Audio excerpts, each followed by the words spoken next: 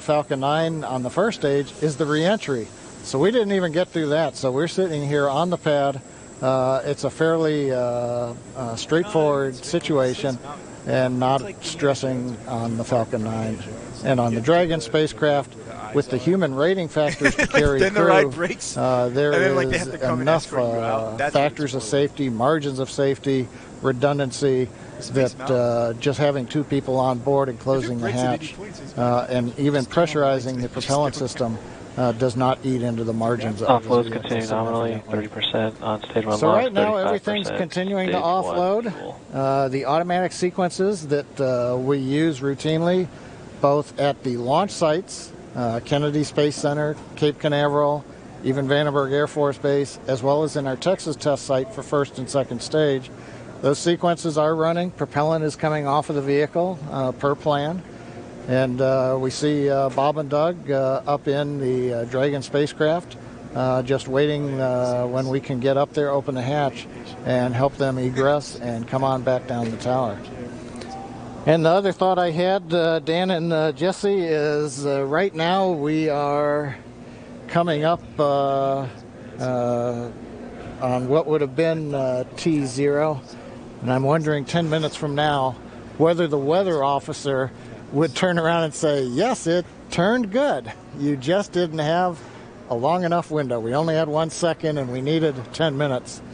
So we'll have to ask offline and say, hey, did the weather conditions improve? And one thing I'll tag on to that Dan was mentioning and Jesse was talking about, the launch opportunities. The launch window does move earlier on Saturday a little bit. So it just happened to be Orbital Dynamics said today, if you want to go to the International Space Station and you want to launch northeast, which is the approved trajectory, you have to go right at 4:35 p.m. Eastern Daylight Saving Time. You pick another day, the T0 moves. It's just luck of the draw. We might have been doing this at 8 in the morning when we were getting lightning, or we could have been doing it a few hours from now when conditions may have been acceptable. So in the end, we can all look at Isaac Newton and Johannes Kepler for Orbital Dynamics telling us when do we launch, and that stuck us right in the middle of a period of bad weather. So there's my science lesson for today, Dan and Jesse. Appreciate that, John. That helps soften the blow of just moving past that T-0 time. But for anybody, if you're just now tuning in, wondering why Falcon 9 is still sitting there on the pad as we move past that T0, we did have a scrub for weather today, just not able to clear all of those constraints. We keep a very close eye on the weather around the pad and their whole way Dragon uphill. SpaceX for weather.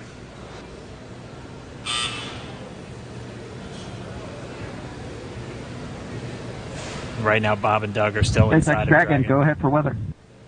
Yeah, I just wanted to give you some more words on the scrub rationale. Yeah, so we basically scrubbed due to 3 rules that we were violating.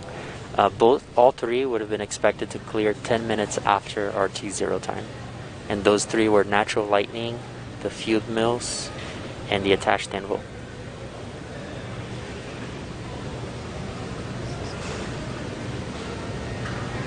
If we could have just stalled for 10 minutes. Yeah, we copy, Jay. We appreciate that update. We could see some raindrops on the windows and just figured that whatever it was too close to the launch pad at the time we needed it not to be. So we appreciate that. Understand that everybody's probably a little bit bummed out. It's just part of the deal. Everybody was ready today, and we appreciate that. And the ship was great. And we'll do it again, I think, on Saturday. Copy all. And yeah, we concur. And appreciate your resilience sitting there in the vehicle for us. We got the easy job. Nothing better than being prime crew on a new spaceship.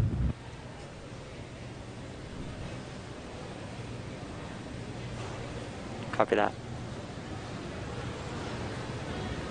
All right, some great words from Bob and Doug. They're feeling good inside Dragon. They'll be ready to go when we make our next attempt on Saturday. Right now, we're just still waiting for all of the fuel to come off the Falcon 9 rocket. After Stage 1 that, LOX and fuel roughly 20%. And stage 2 fuel, 36%.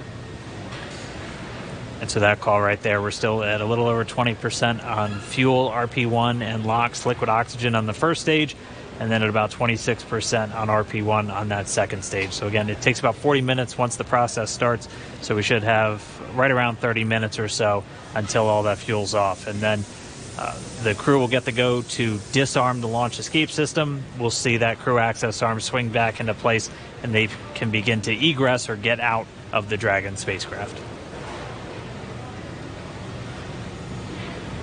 And you heard it live, that weather update of what we violated.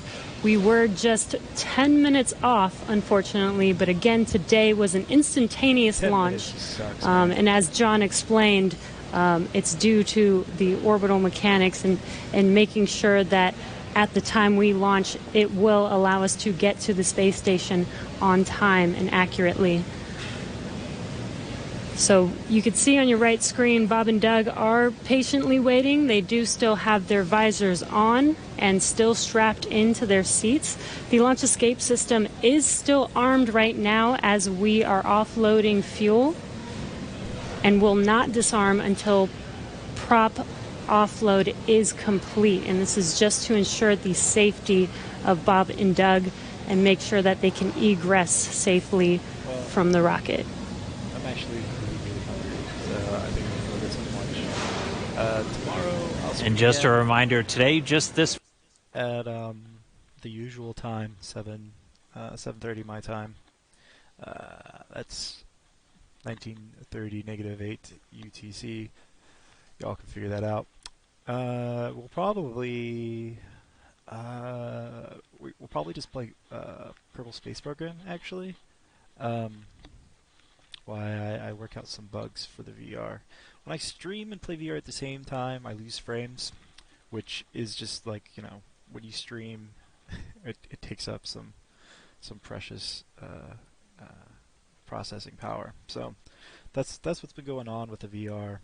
I think I'm going to convert my old desktop into just a stream machine. Yeah, that sounds fun. And I'll figure out that problem, and then I'll probably be able to do more VR once I have the tower dedicated to just capturing and streaming.